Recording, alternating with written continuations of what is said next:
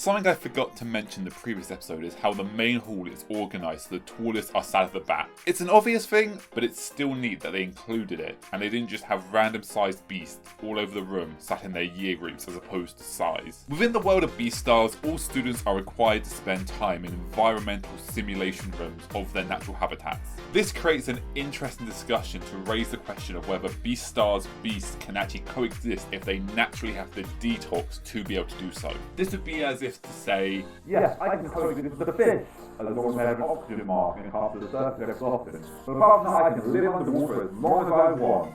This is technically true.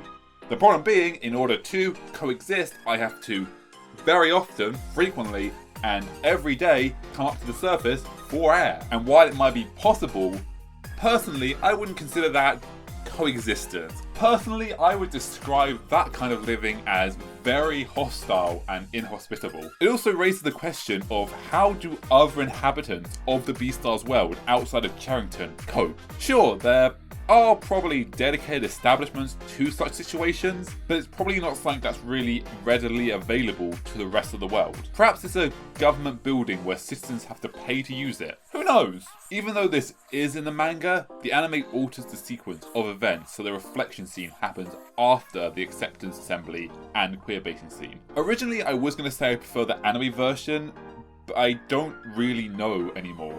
They're both great. While there is a lot of great imagery and world building within the scene, I don't believe it has much deep symbolism to it. It's very surface level and tells you exactly what you need to know. Legoshi thinks about how he was treated like a male wolf for the first time in his life, though I guess it can be related to the experience of, as a human, for the first time when you're an adult, being treated as an adult. In that moment where you realise, oh right, I'm not a kid anymore. I'm an adult, I am being treated like an adult because I am an adult and I'm expected to be an adult in the situation. But I don't think that's what Paru's intent was. Maybe, I don't know. She's a great writer. But I'm sure lots of stuff goes right over my head. Who knows? While the scene is bathed in a bluish light, this is to emulate the moon of the canines. Or, as the anime says, the Kennedys. I don't know why I do finger guns. The room is literally bathed in the blue light. It's not a symbolic effect, it is a literal thing within the room to create the idea of the moon.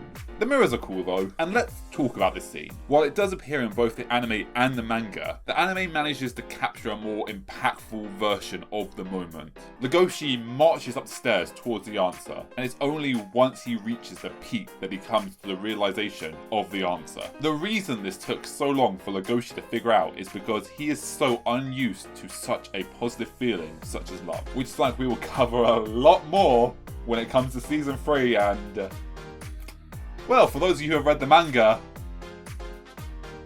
Also, let's just appreciate the little scuffs on the wall as Legoshi walks up the stairs. Once again, this is a little thing that didn't need to be included, but brings so much life into this world where it's not a pristine, perfect world, as well as just how majestic this shot is. Once again, it is at sunset, which, as we covered in a previous episode, is the period between 2 points. And once again, Legoshi is changing from point 1 to point 2. He is changing from a reserved introvert to someone who will fight for others. While this was present with Legoshi prior to this moment with him giving Els the letter from Tem, it becomes a lot more prominent and a feature of Legoshi's personality going forward. Because we've already looked at what Adler's colours mean in an earlier episode, I won't go into it here. Though I do want to talk about how Louis is trying to be perfect, and Louis in this scene is the version in the mirror. Whereas when he steps forward and we see him hurt, it is the actual version of Louis that is injured, not the perfect mask of the reflection. I also just love the whiteboard and cool sheet in the background, as well as all the makeup just haphazardly strewn across the counter and the picture of Tem. It's such a little thing, but it just brings the whole world together. I've said that way too many times in this series, but that's because there is just so many things in this series that just bring the whole world together. There's an interesting piece of symbolism within Louis' march and speech. As he speaks to the other actors and gives positive comments, he is bathed in a warm yellow light. However, as he internally says what he is really thinking, the scene fades to a much colder bluey purple, showing the dichotomy between Louis the deer and Louis the mask. As Louis reaches the end of his speech and strut, he stands as the central focus of the scene, surrounded by all the other actors, all of which staring at him, while Louis is staring straight forward and, by extension, directly at us. Having the perspective shot from a lower angle allows for the idea that Louis is looking down on us. This symbolically correlates the idea of the scene where Louis believes himself better than everyone else. Even though Louis isn't looking at them, he is still looking down on them, reinforced by the idea of how Louis sees the world, that he is all that matters. As it says in the manga, devote yourself to me, which is even more reinforced by the use of colours. Louis stands in the centre of the scene, in red and black, standing out among the costumes of the other actors, who are all made up of very muted colours. Whites, baby blues, lilacs and washed out gold. Again though, this is a hard thing to talk about because they are wearing costumes for a show. Beyond the intent of Paru as the writer, within the confines of the universe, the clothes they are wearing are made to tell a story in the performance, resulting in the characters of Beastars creating clothing with symbolism already in mind. Therefore, the symbolism is not being put into the story by the creator and only us as the watcher or reader are visible to it. It is being put in there by the characters on the costume so that the inhabitants of the world are able to see such a symbolism. There's not really much to be said about the performance, or at least not yet. Let's talk about the second performance later, shall we? That's got stuff to talk about. But like I said a moment ago, it's a performance with intentional symbolism. A good example of this is in the latest season of Invincible when Mark goes to a convention and meets an animator, and they bring up the tropes of hiding people's mouths so they don't have to animate them, and in fact, a lot of the things are still shots. It's a very clever scene and it had me bawling on the ground, literally. I fell out my chair because how funny I found it. If you haven't checked out Invincible though, check out Invincible, it's a very good show. Season 2 is all the way out now, you can watch it. It's on Amazon Prime. I'm not paid or promoted by them or sponsored. It's just a really good show and people should watch it, and if you haven't watched Invincible, you're missing out, man. If you like Beastars, you'll probably like Invincible. They don't really have much to do with each other. I feel like this is a blooper part. I don't know. If not, enjoy the bloopers at the end of the episode. If this is a blooper part, welcome to the bloopers. Anyway, moving on. There is, though, a lot to be said about the story within the manga which the anime skips, such as how the skull fits on Louis' head. So, let's talk about the skull, shall we? This is a really nitpicky thing. I'm not going to deny that. But the reason I'm nitpicking it is because the manga went out of their way to actually account for obnoxious twats like me who would pretentiously ask the kind of questions that I do. And for that, I fucking love Paru. Because within the manga, the way the skull works actually works. Because of the way the skull is drawn and the placement of the hand on it, it's a mild optical illusion that tricked my mind for the longest time. However, I have finally seen how the mask actually works. The top of the skull isn't actually a hat, it just goes over the top of the head. It is a mask with no back that slides onto Louis' face and goes back as far as Louis' antlers, with the lower half sliding under his chin and clipping into the top half, leaving the back of Louis' head exposed. However, this is hidden by the Grim Reaper's hat, which is A, either made out of super stretchy deer fabric, which is a confirmed substance to exist in the series and can simply be stretched over Louis' antlers, or B, the hat has cuts in it hidden by Velcro or some seam, so it can be slid on between Louis' antlers and Velcroed or tightened up. This is such a small thing that almost no one is ever going to question. However, Paru included a realistic answer to how Louis could wear it, making the world feel so much realer and calling out obnoxious twats like me and going, haha, I thought of that before you even asked the question. God, I love Paru. Messed that up. Why do I have this? Wait, does this have a point? Oh yeah, this does have a point, right, yes. Okay. Shooter video games almost always have boxes of ammo littered throughout the world, all of which just happen to be for the gun you have. Don't worry, this does actually have a point relating back to Beastars. I didn't just start talking about one of my gaming scripts. Though if you do want to watch some of my gaming script videos, check out Overthinking Gaming. Self-promotion. This is very useful on a gameplay level, as in a construct gameplay level, not a here's the map gameplay level. As a player, it is very useful to be able to easily find more ammo which just so happens to fit the guns you have. However, if you were to think about it for a few moments, often the whole world falls apart as you have to ask the question of why were the spare bullets where they were? Why is there a grenade in this locker? Why is there a handgun ammo in this barrel? Why do villagers have ammo if none of them have guns? Why does a crow have shotgun shells? Why was there a medicinal green herb hidden in a random barrel that... No, wait, that one makes sense. Yeah, I can see why someone would do that. While there are answers for some of these beyond, it's just a game! I just wanted to briefly touch on the subject in this video, and we'll make a much more in-depth discussion in a future video on Overthinking Gaming, which, as I just said, why don't you go check out? There's some really good videos on it. There's more than just anime in my repertoire, that's the word I wanted. Go check out Overthinking Gaming, there's some really good videos on there. Obviously, while I was initially writing this episode, I, of course, needed to get some gameplay footage for the shooter survival section I just talked about. So, I opened up my Steam library and picked a random game. And that game was Deus Ex Human Revolution. But I realised it wasn't installed, so I clicked on Resident Evil 4 instead, and then I got the footage, which you just saw. But what I realised was, Beastars is the anime equivalent of the original Deus Ex. And I think that is the highest compliment anyone could ever give something. I'm not going to say Deus Ex, the original game, is the best game ever made, but it's probably one of the best world-building games, considering it came out in the 90s. I think it was like 97, so 27 years ago? 2000, no. So, 24 years ago. But even so, for a game that came out 24 years ago, to exist as it does with some of the best world building that we have not ever seen in the game until maybe Breath of the Wild? But even then, the versatility of Deus Ex from 24 years ago, it's not the best game ever, but it is probably a game that has more freedom than any other game I've ever seen.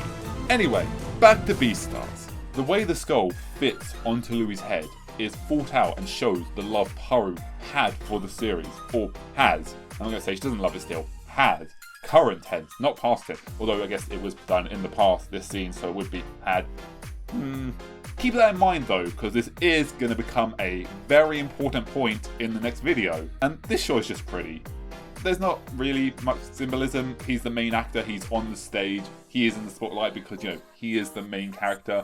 It just looks pretty. It's a good theatre production. Moving on to episode 4, Louis is laying in bed, almost completely covered in sheets, apart from his head, and all the other students stand around him, looking downwards at him, which is a complete parallel in Louis' next scene, in which he is swaddled in white, a polar opposite to his Reaper costume. Due to being unconscious, in this moment, Louis isn't wearing his mask. He is the real Louis, the weak, vulnerable, imperfect version wrapped in white, as opposed to the mask of Louis, which is dressed in black and red and came across as perfect. This moment also feels like a wake. All of the students are standing around the final resting place of the dead, standing around his coffin. Even so, Louis is still the central focus of the shot, with the other students looking down at him, but not looking down on him. Even when Louis does wake up, he is still the main focus of the shot, the one in the center of everything, being told that he has a broken ankle and that he can't do the performance the next day. As Louis reflects on the news that he can't do tomorrow's performance, the scene desaturates until only he is lit and he is the center focus of the shot once more. This is visible in the manga, but due to being in black and white, it cannot be desaturated any more than it is. The manga does it a good way, but I believe that ever so slightly subtle desaturation fade into Louis is a lot more powerful in the anime. On a symbolic level, due to all the other characters being desaturated, it tells us that Louis is all that matters in this moment. He is once again the center focus of the shot. However, I do love when Louis is told that he can't do the next performance. There's a look of sheer disbelief, vulnerability, and or helplessness visible in Louis' face. I looked at this shot for probably about 10 minutes trying to figure out what this look should be called, and even then I couldn't come up with the right word. So I can only say sheer disbelief, vulnerability, and or helplessness. For lack of a better word, it would be a deer caught in the headlights. But even that doesn't quite capture the emotion Louis is feeling in this moment. It also shoots Bill as much larger than Louis and the PowerPoint of this shot. In that moment, Louis is the weak one and Bill is the powerful one, which is also a prelude to the exchange of power between them later on in the episode. Bill becomes the main star, taking the place of Louis. So in this moment when Bill is telling Louis that he cannot be Adler, Bill takes the power, Bill takes the center focus, Bill takes the spotlight, and Louis is left smaller and shrinking in the shot. In that moment, Louis lets his mask slip and the anger slips through, believing that they all see him as useless. However, Louis ultimately recovers and tells Bill that he'll be the understudy for Adler. And in the very next scene, Bill is wearing the skull mask of Adler. Somehow, immediately after Louis made the random decision to name Bill as the new Adler, they managed to make a mask that fits Bill's head. Right, I have some problems with this, because I worked in a theatre. I know that's not how it works. First and foremost, this is not Louis' skull. This is a brand new skull that fits Bill's head. As we can see in the second performance, the skull is a helmet that goes over Bill's head. This makes sense because Bill doesn't have antlers, so the skull can just be slid on over his head. However, this also means this is a different skull to the one Louis wears. Seeing as how the second performance takes place the next day, and the following scene shows Legoshi walking home at night, that means the rehearsal where Bill has the skull mask on takes place on the night of the first performance, meaning they managed to measure, cut and build a skull mask for Bill within the span of about an hour. Now, I'm not going to go through the tedious steps it takes to pick a mask, but basically you build the mask around the head, you put it into a plaster mold, let that set, you take it out, then you build the mask around that. There's a whole thing. It takes more than an hour. You got to let the plaster set, you got to let the mold set, you got to build the mold. It's a whole thing. While this would be technically possible, this is such a tight deadline that even a team of industry veterans would have a hard time doing it, let alone a club of students. And there is no way the mask would be ready within an hour, even with the industry specialists. Perhaps if they were rehearsing beyond midnight, if Louis was told he'd broken his leg at 8 PM as the anime tells us, then sure, within 4 hours, they could have possibly, just about, ever so slightly, maybe had the mask ready within 4 hours. Possibly. But that is the razorest thin timeline crunch ever. There is no way they could have let the plaster dry for the mask, the build, the coating, there's no way there could be a mask. That's not within a day. Not within a few hours afterwards. But hey, whatever. He does have a mask, so yeah, he has a mask. Sure. Either that or Bill was already going to understudy for Adler, but it seems unlikely as he was already playing another pivotal role. But hey, at the end of the day, Bill has another mask. It is not the same mask that Lou was wearing, and the fact that it exists within such a short time frame, sure, who knows? Beastars logic, they have advanced medicine where if you get your arm ripped off, they can repair and it's all going to be fine. Who knows? Maybe they have advanced mask making abilities. Maybe they use animal products that would be unethical in the real world, but in the animal Beastars world it's perfectly fine because they can scent, or I don't. There is no way the mask could exist in this short time of a period, but it does, so yeah, his mask is the one that is a helmet. Louis' mask, on the other hand, is the one that slides onto his face, much like a plague doctor mask. Keep this in mind because this will come back up later. Even though both the anime and manga have the fight block scene, it is definitely far more powerful in the anime. The animation team really put the work into this scene. As the watcher, we feel the weight within every strike, and we feel the force behind it with every hit, which is something that is really, really hard to accurately display. Okay, so what was originally here was here's my lovely script, by the way, if you don't know I'm reading off a script, was a small tangent about how to make a hit in animation. It was a small tangent, or at least it was supposed to be a small tangent. What it actually turned into is a 4,000 word tangent in the script. Now, I could read this out in this episode, however, this is a whole other subject that stops being a tangent and just becomes a video within a video. So, what I'm going to do is I'm just going to turn this into a separate video about how to make a hit land in animation. And I'm really excited to make that video, so if you want to go see that, there should be an eye in the corner, which you can go watch right now if you're from the future. If you're watching this as soon as it goes live, you're probably going to have to wait like a couple of months, but hey, if you are watching this live and you do want to see that video as soon as it goes live, be sure to subscribe. Though, if you're watching this video as soon as it goes live, chances are you're already subscribed.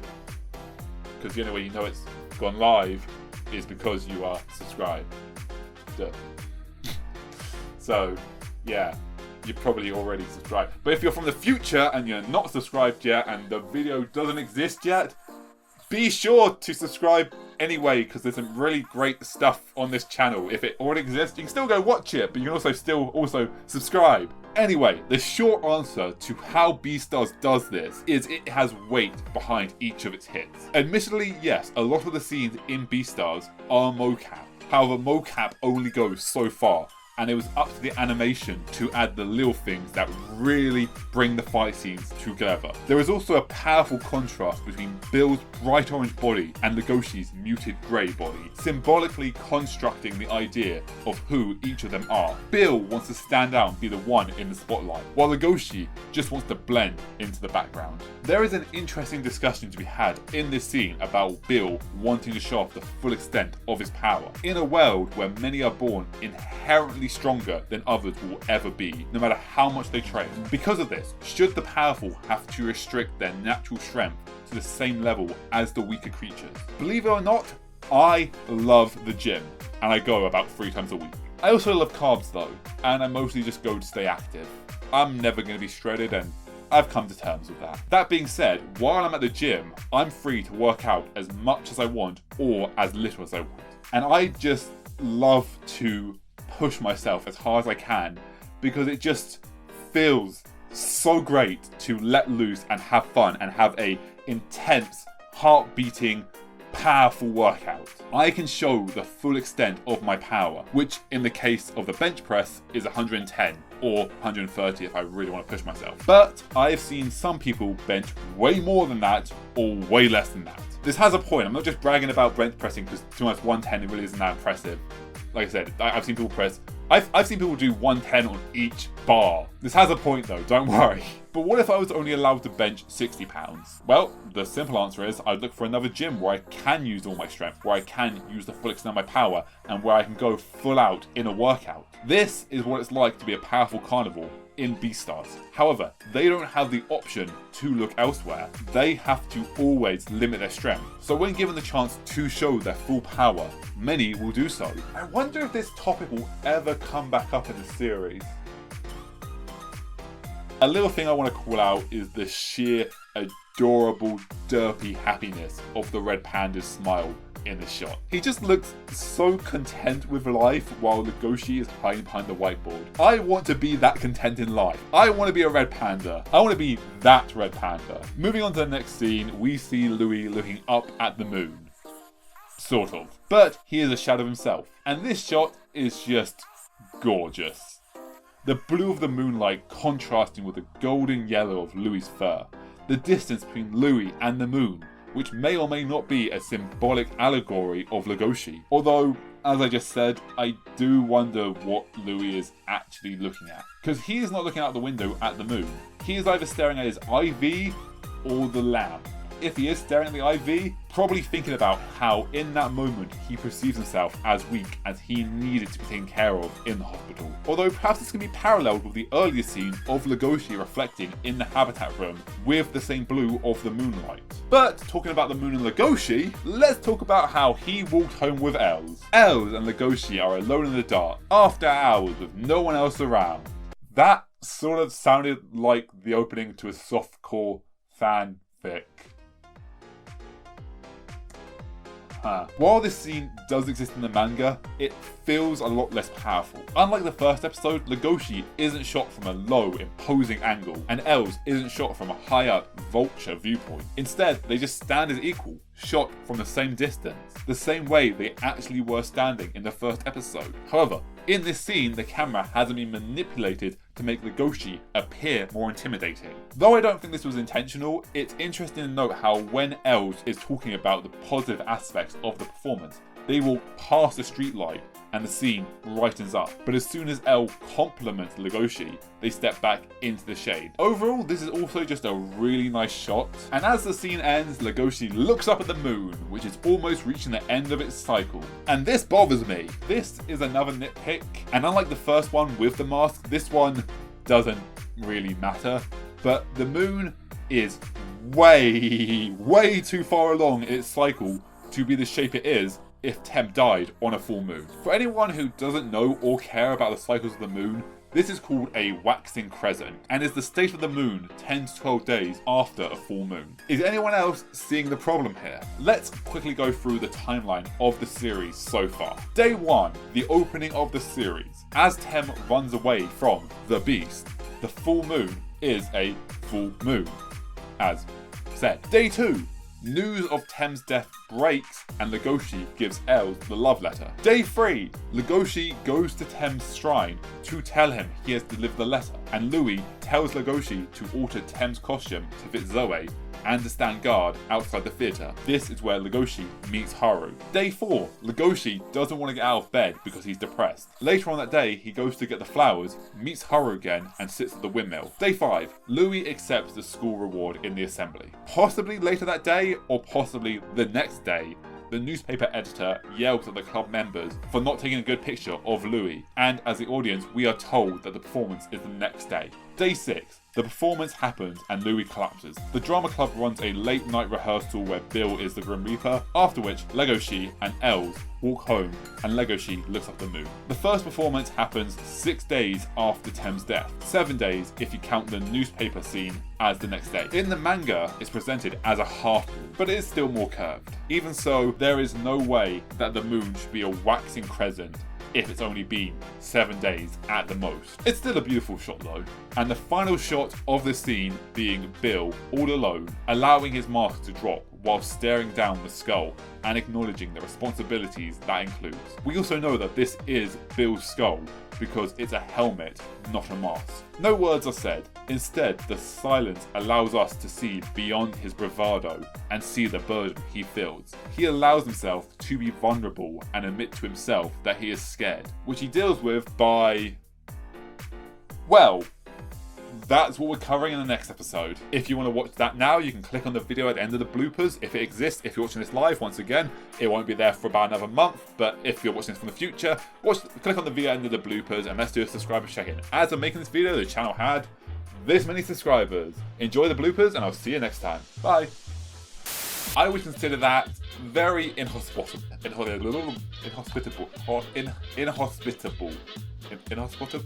How do I say that word? Inhospitable.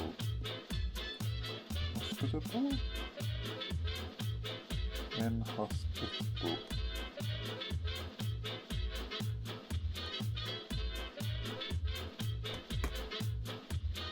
Volume is up.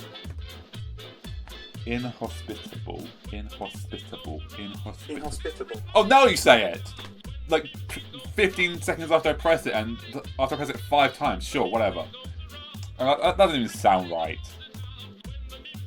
Inhospitable. Okay. Such as how the skull fits on Louis. Like. I just closed my script. Whoops. This is what it's like to be a powerful carnivore So when given the chance, a bit of my tongue. Fuck. Unlike the first episode, Legoshi isn't shot from a low. After which, Legoshi and Louis walk home